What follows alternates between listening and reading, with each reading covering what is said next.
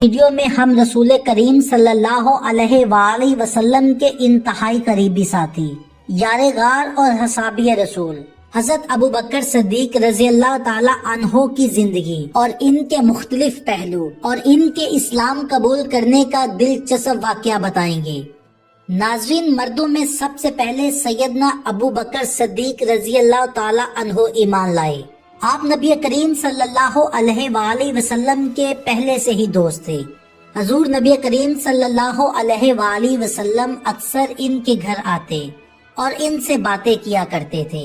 ایک دن آپ حضرت حکیم بن حزام رضی اللہ تعالی عنہ کے پاس بیٹھے تھے کہ ان کی ایک باندی وہاں آئی اور کہنے لگی کہ آج آپ کی پھوپھو خدیجہ نے یہ دعویٰ کیا ہے کہ ان کے شوہر اللہ کی طرف سے بھیجے ہوئے پیغمبر ہیں، جیسا کہ موسیٰ علیہ السلام تھے۔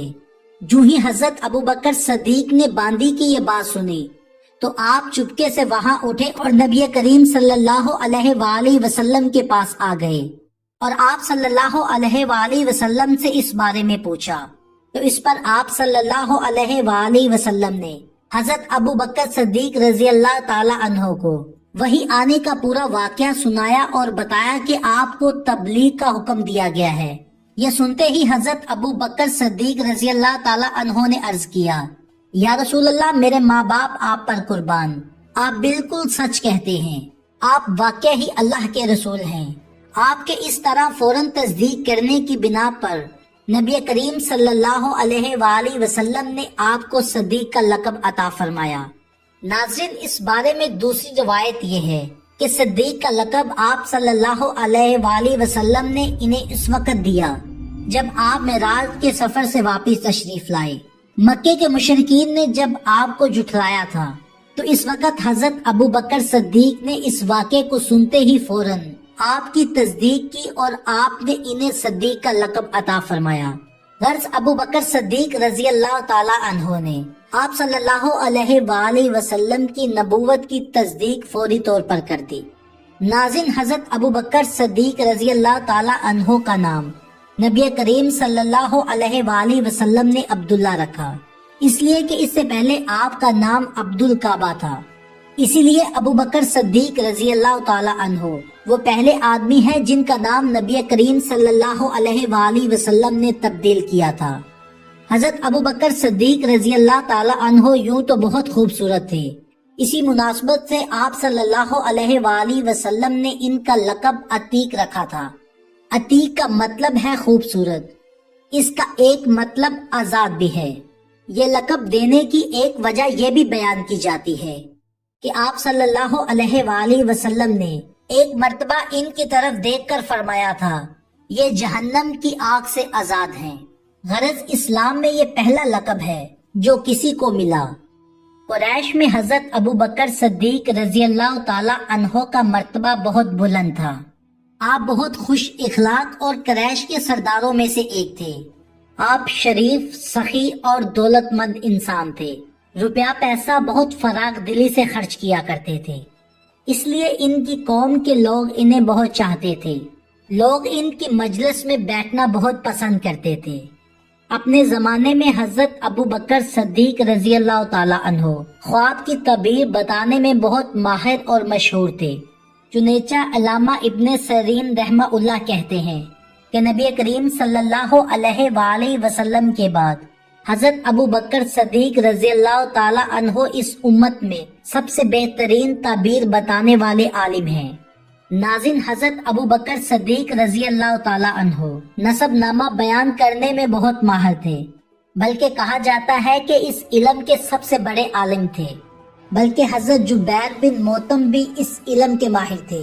وہ فرماتے ہیں کہ میں نے نسب ناموں کا فن اور علم، اور خاص طور پر قریش کے نسب ناموں کا علم حضرت ابو بکر صدیق رضی اللہ تعالی عنہ سے حاصل کیا ہے، اس لیے وہ قریش کے نسب ناموں کے سب سے بڑے عالم تھے۔ قریش کے لوگوں کو جب بھی کوئی مشکل پیش آتی تو وہ حضرت ابو بکر صدیق رضی اللہ تعالی عنہ سے رابطہ کرتے۔ حضرت ابو بکر صدیق رضی اللہ تعالی عنہ کے بارے میں نبی کریم صلی اللہ علیہ وآلہ وسلم فرمایا کرتے تھے کہ میں نے جسے بھی اسلام کی دعوت دی، اس نے کچھ نہ کچھ سوچ بچار اور کسی قدر وقفے کے بعد اسلام قبول کیا، سوائے ابو بکر کے۔ وہ بغیر کسی ہچکچاہٹ کے فوراً مسلمان ہو گئے۔ حضرت ابو بکر صدیق سب سے بہتر رائے دینے والے ہیں۔ میرے پاس جبرائیل علیہ السلام آئے اور انہوں نے کہا کہ اللہ تعالیٰ آپ کو حکم دیتا ہے کہ اپنے معاملات میں ابو بکر سے مشورہ کریں۔ ناظرین، نبی کریم صلی اللہ علیہ وآلہ وسلم کے لیے حضرت ابو بکر صدیق وزیر کے درجے میں تھے۔ آپ ہر معاملے میں ان سے مشورہ لیا کرتے تھے۔ ایک حدیث میں آتا ہے کہ نبی کریم صلی اللہ علیہ وآلہ وسلم فرماتے ہیں کہ اللہ نے میری مدد کے لیے 4 وزیر مقرر فرمائے ہیں۔ ان میں سے 2 آسمان والوں میں سے ہیں، یعنی جبرائیل اور میکائیل علیہ السلام، اور 2 زمین والوں میں سے ہیں، ایک ابو بکر اور دوسرے عمر رضی اللہ تعالی عنہما۔ ناظرین، اسلام لانے سے پہلے حضرت ابو بکر صدیق نے ایک خواب دیکھا تھا۔ خواب میں آپ رضی اللہ تعالی عنہ نے دیکھا کہ چاند مکہ میں اتر آیا ہے اور اس کا ایک ایک حصہ مکہ کے ہر گھر میں داخل ہو گیا ہے، اور پھر سارے کا سارا حضرت ابو بکر صدیق رضی اللہ تعالی عنہ کی گود میں آ گرا ہے۔ آپ رضی اللہ تعالی عنہ نے خواب ایک عیسائی عالم کو سنایا۔ اس نے اس خواب کی تعبیر یوں بیان کی کہ تم اپنے پیغمبر کی پیروی کرو گے جس کا دنیا انتظار کر رہی ہے اور جس کے ظہور کا وقت قریب آ گیا ہے، اور یہ کہ پیروکاروں میں سب سے زیادہ خوش قسمت انسان تم ہوگے۔ ایک روایت کے مطابق ایک عالم نے کہا تھا، اگر تم اپنا خواب بیان کرنے میں سچے ہو تو بہت جلد تمہارے گاؤں میں سے ایک نبی ظاہر ہوں گے۔ تم اس نبی کی زندگی میں اس کے وزیر بنو گے اور ان کی وفات کے بعد ان کے خلیفہ ہوگے۔ پھر کچھ عرصے بعد حضرت ابو بکر صدیق رضی اللہ تعالی عنہ کو یمن جانے کا اتفاق ہوا۔ یمن میں وہ ایک بوڑھے عالم کے گھر میں ٹھہرے۔ اس نے آسمانی کتابیں پڑھ رکھی تھی۔ حضرت ابو بکر صدیق رضی اللہ تعالی عنہ کو دیکھ کر اس نے کہا، میرا خیال ہے کہ تم حرم کے رہنے والے ہو اور میرا خیال ہے کہ تم قریشی ہو۔ حضرت ابو بکر صدیق رضی اللہ تعالی عنہ نے جواب میں فرمایا، ہاں تم نے بالکل ٹھیک کہا۔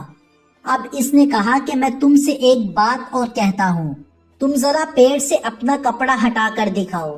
حضرت ابو بکر صدیق رضی اللہ تعالی عنہ نے ان کی یہ بات سنی اور حیران ہوئے اور بولے، ایسا میں اس وقت تک نہیں کروں گا جب تک تم اس کی وجہ نہیں بتاؤ گے۔ اس پر اس نے کہا کہ میں اپنے مضبوط علم کی بنیاد پر کہتا ہوں کہ حرم کے علاقے میں ایک نبی کا ظہور ہونے والا ہے۔ ان کی مدد کرنے والا ایک نوجوان ہوگا، وہ پختہ عمر والا ہوگا۔ جہاں تک نوجوان کا تعلق ہے وہ مشکلات میں سے کود جانے والا ہوگا۔ جہاں تک پختہ عمر کے آدمی کا تعلق ہے وہ سفید رنگ کا کمزور جسم والا ہوگا۔ اس کے پیٹ پر ایک بالدار نشان ہوگا۔ حرم کے رہنے والا تیمی خاندان کا ہوگا۔ اور پھر کہنے لگا کہ یہ ضروری نہیں کہ تم مجھے اپنا پیٹ دکھاؤ، کیونکہ باقی سب علامتیں تم میں موجود ہیں۔ اس کی اس بات پر حضرت ابو بکر صدیق رضی اللہ تعالی عنہ نے اپنے پیٹ سے کپڑا ہٹایا تو وہاں ان کی ناف کے اوپر سیاہ اور سفید بالوں والا ایک نشان موجود تھا۔ تب وہ پکار اٹھا کہ رب کعبہ کی قسم تم وہی ہو۔ ناظرین، حضرت ابو بکر صدیق رضی اللہ تعالی عنہ کہتے ہیں کہ جب میں یمن میں اپنی خریداری اور تجارت کے کام کر چکا تو رخصت ہونے کے وقت اس کے پاس آیا۔ اس وقت اس نے مجھ سے کہا، میری طرف سے چند شعر سن لو جو میں نے اس نبی کی شان میں کہی ہیں۔ اس پر میں نے کہا، اچھی بات ہے، سناؤ۔ تب اس نے مجھے وہ شعر سنائے۔ اس کے بعد جب میں مکہ معظمہ پہنچا تو نبی کریم صلی اللہ علیہ وآلہ وسلم اپنی نبوت کا اعلان کر چکے تھے۔ فوراً ہی میرے پاس قریش کے بڑے بڑے سردار آئے۔ ان میں سے زیادہ اہم نام یہ ہیں، عتبہ بن ابی معیط، شیبہ، ابو جہل اور ابو بختری۔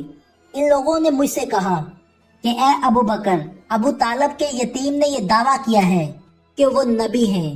اگر آپ کا انتظار نہ ہوتا تو ہم اس وقت تک صبر نہ کرتے۔ اب جب آپ آ گئے ہیں تو آپ ان سے نپٹے، یہ آپ ہی کا کام ہے۔ اور یہ بات انہوں نے اس لیے کہی تھی کہ حضرت ابو بکر صدیق رضی اللہ تعالی عنہ نبی کریم صلی اللہ علیہ وآلہ وسلم کے قریبی دوست تھے۔ حضرت ابو بکر صدیق رضی اللہ تعالی عنہ فرماتے ہیں کہ میں نے اچھے انداز میں ان لوگوں کو ٹال دیا اور خود آپ صلی اللہ علیہ وآلہ وسلم کے گھر پہنچ کر دروازے پر دستک دی۔ آپ صلی اللہ علیہ وآلہ وسلم باہر تشریف لائے۔ مجھے دیکھ کر آپ نے ارشاد فرمایا، اے ابو بکر، میں تمہاری اور تمام انسانوں کی طرف اللہ کا رسول بنا کر بھیجا گیا ہوں، اس لیے اللہ تعالیٰ پر ایمان لے آؤ۔ آپ صلی اللہ علیہ وآلہ وسلم کی یہ بات سن کر میں نے کہا کہ آپ کے پاس اس بات کا کوئی ثبوت ہے؟ آپ صلی اللہ علیہ وآلہ وسلم نے میری یہ بات سن کر ارشاد فرمایا، اس بوڑھے آدمی کے وہ شعر ہیں جو اس نے آپ کو سنائے تھے۔ یہ سن کر میں حیران رہ گیا اور بولا، میرے دوست، آپ کو اس کے بارے میں کس نے بتایا؟ تو آپ نے ارشاد فرمایا کہ اس عظیم فرشتے نے جو مجھ سے پہلے تمام انبیاء کے پاس آتا تھا۔ حضرت ابو بکر صدیق رضی اللہ تعالی عنہ نے عرض کیا کہ اپنا ہاتھ لائیں، میں گواہی دیتا ہوں کہ اللہ کے سوا کوئی معبود نہیں اور یہ کہ آپ اللہ کے رسول ہیں۔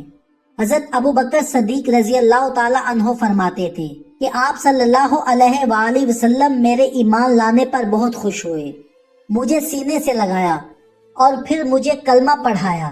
ناظرین، مسلمان ہونے کے بعد حضرت ابو بکر صدیق رضی اللہ تعالی عنہ نے جو سب سے پہلا کام کیا وہ اسلام کی تبلیغ تھا۔ انہوں نے اپنے جاننے والوں کو اسلام کا پیغام دیا، انہیں اللہ اور اس کے رسول کی طرف بلایا۔ ناظرین، آپ رضی اللہ تعالی عنہ کی تبلیغ سے بہت سے جلیل القدر اصحابہ اکرام اسلام میں داخل ہوئے، جن میں سے 5 اصحابہ 10 مبشرہ میں شامل ہیں۔